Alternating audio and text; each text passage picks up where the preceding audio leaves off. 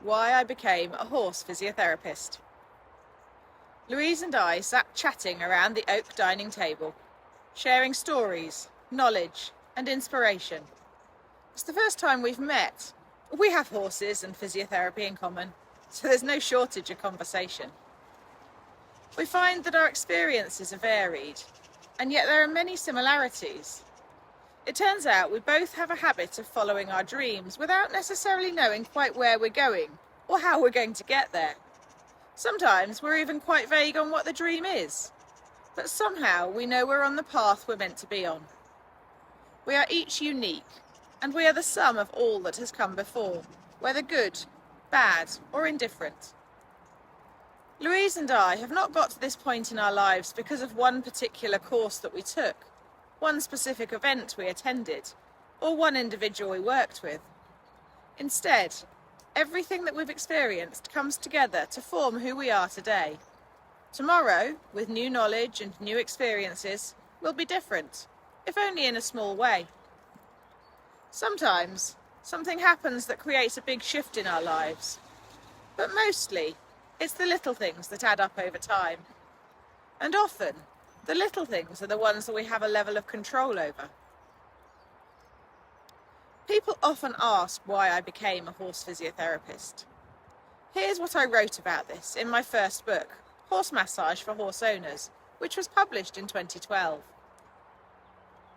Massage has been a passion for me as long as I can remember, and my hope is that this book will excite a similar passion in you, the reader. This passion developed for me over many years. I was lucky enough to be brought up with horses and have ridden since I was 3 years old.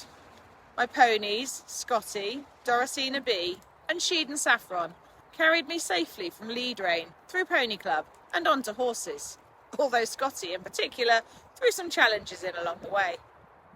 Chantilly Lace, a 16-1 chestnut mare who we bought when she was 1 day old, and Bradley, a 16-3 bay Dutch warm blood with a talented jump, helped me to learn more through my teenage years, competing with me in affiliated show jumping and eventing.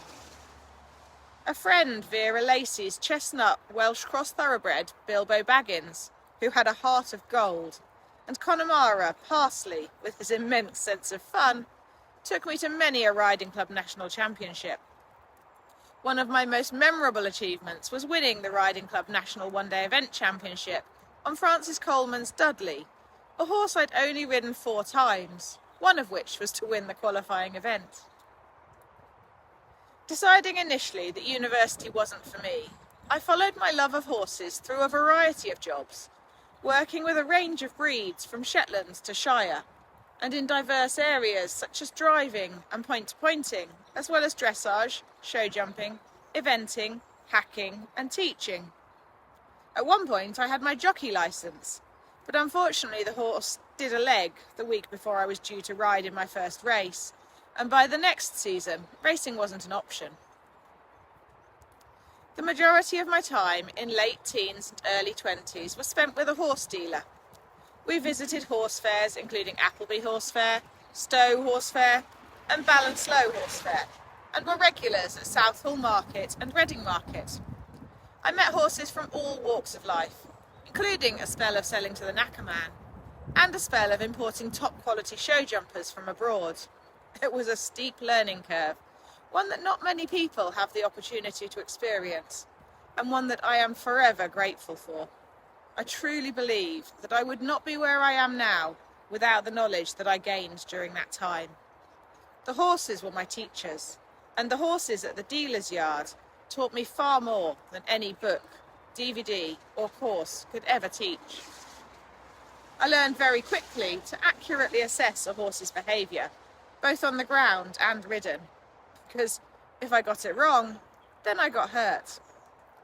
I remember one day on the first week that I worked there, when I brought a bay cob mare out of her stable to do some groundwork with her. I obviously missed the instruction that told me I wasn't supposed to bring this mare out of her stable. She was no problem to put the head collar and lead rope on, and I led her out to the paddock. I didn't get any further. She took off at high speed, double-barrelling me on the way, and I was so winded, I wasn't sure if I would ever breathe again.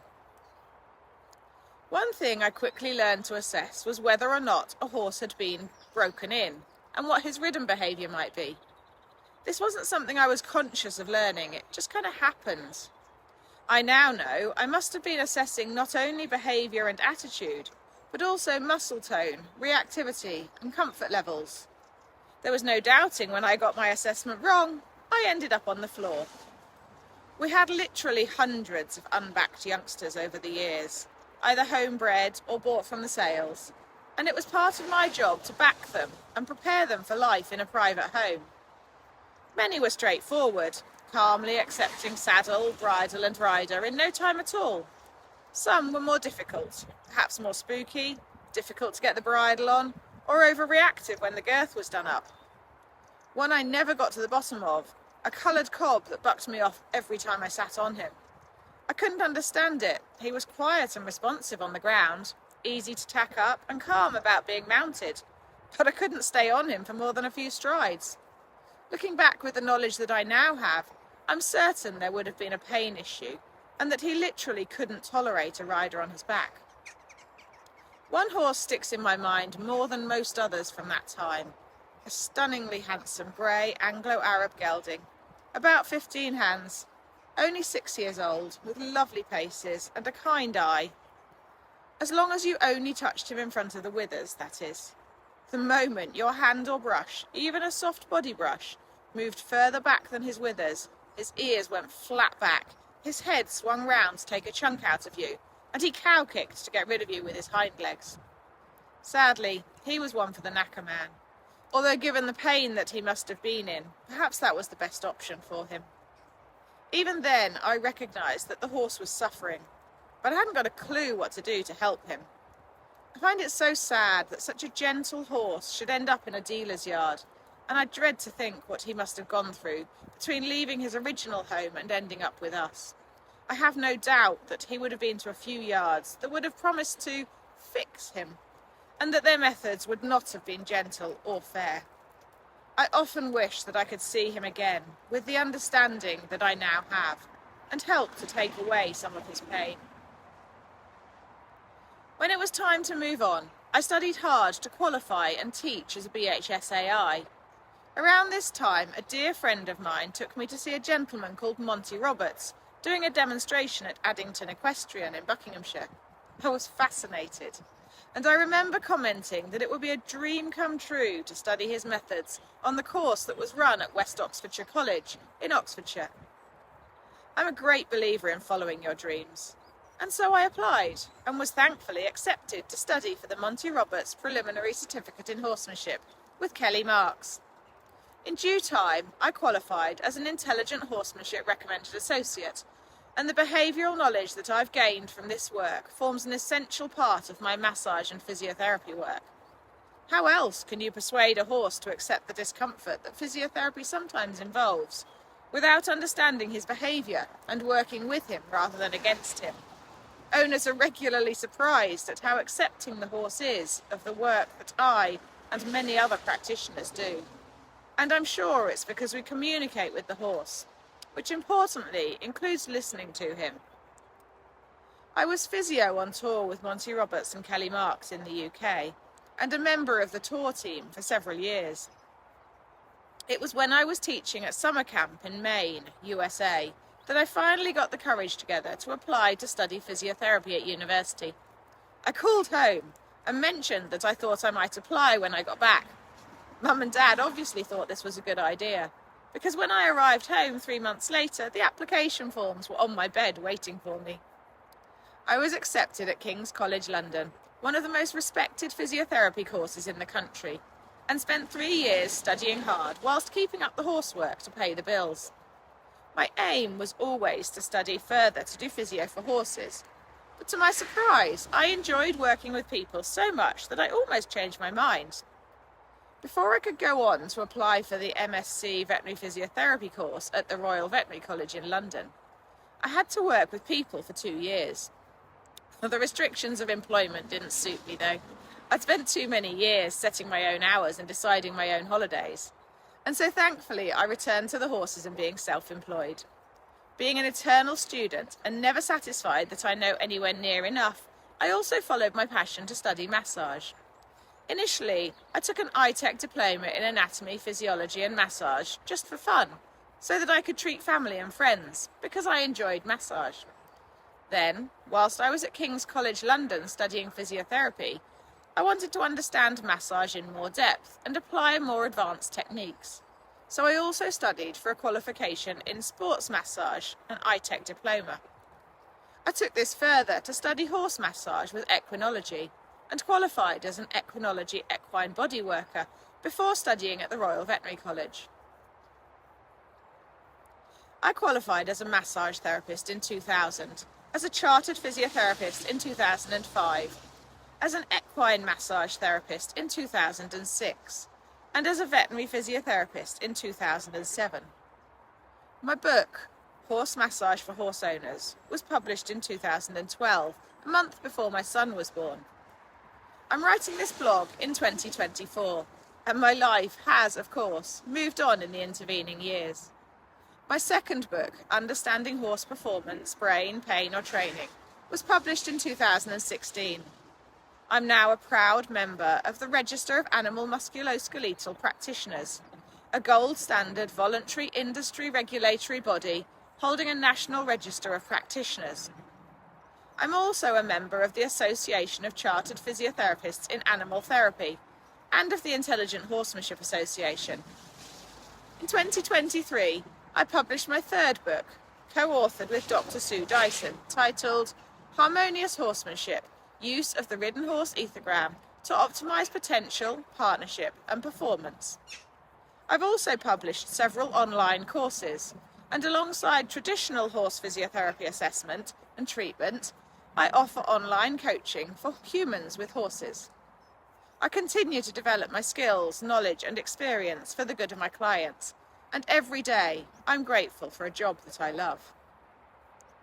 If you're wondering whether being a horse physiotherapist is the job for you, perhaps contact some local practitioners and ask if you can shadow them for a few hours, or if you can take them out for a coffee and have a chat with them about their work. There are other options, including qualifying as a massage therapist, an osteopath or a chiropractor. Personally, if you ask me about physiotherapy for horses, I will always recommend that you qualify as a human physiotherapist first, and then go on to do a course registered with ACPAT or RAMP to qualify you to treat animals. Having the qualification to treat humans opens up a whole different world of employment and self-employment opportunities, and you've, hopefully, got a long working life ahead of you. Just because you enjoy being outdoors with the horses in all weathers right now doesn't guarantee that you'll feel that way when you're 50.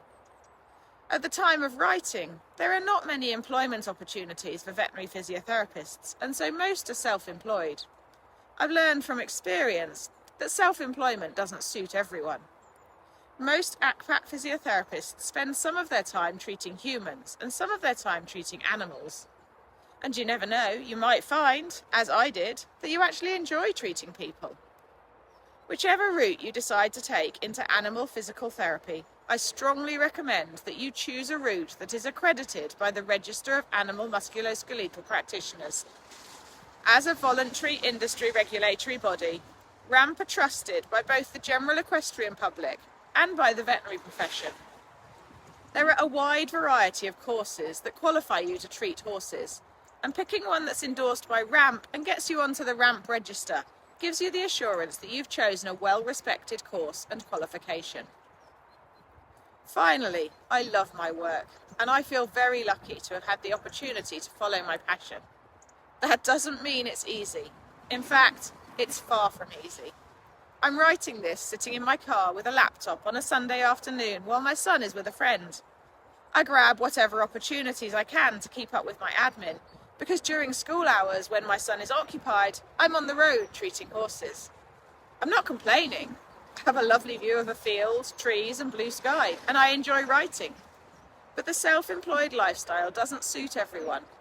If you're thinking of working as a horse physiotherapist, make the effort to shadow at least 3 different practitioners to help you figure out whether the lifestyle suits you.